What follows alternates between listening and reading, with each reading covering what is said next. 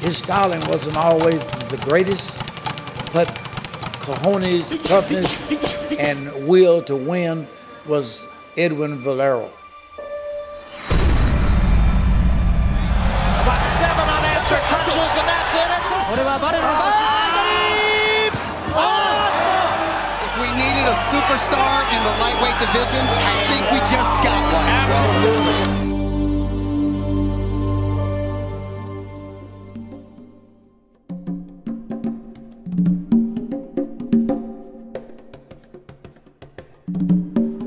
When he was a kid, boxing was very big in Venezuela. He loved boxing. He really wanted to be #1. It was a way to, like a lot of young men from poor environments, it was a way out. He was an excellent boxer. He had really 2 styles. He was almost like a fencing master in the gym. But once the bell rang for an official fight, he just went out swinging for the knockouts. Let's see if he listens to his corner. Right hand. No matter where it hit you, even if you were blocking it, the power was just unbelievable. And I think it was just because he knew people liked the knockout. A mí me gusta boxear, hermano. A mí me gusta puño. A mí no me gusta Floyd Mayweather. Eso no me gusta a mí. A mí me gusta partirme la cara con un hombre que esté frente a mí. Lastimosamente, bueno, yo he acabado con todos mis rivales antes del primer round, 19 de los 24. Pero yo quiero que peleen conmigo, hermano, para demostrarle al mundo quién es Edwin Valero. It's hard to say how far he would have gone.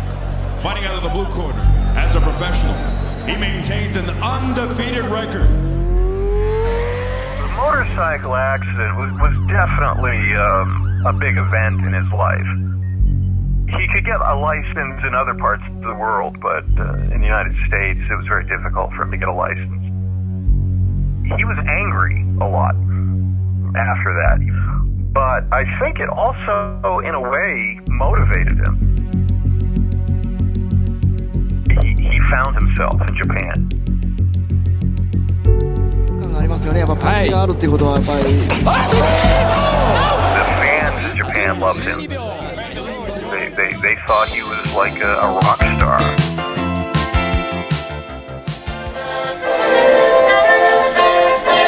Hello, I am Edwin Valero, champion of the WBA.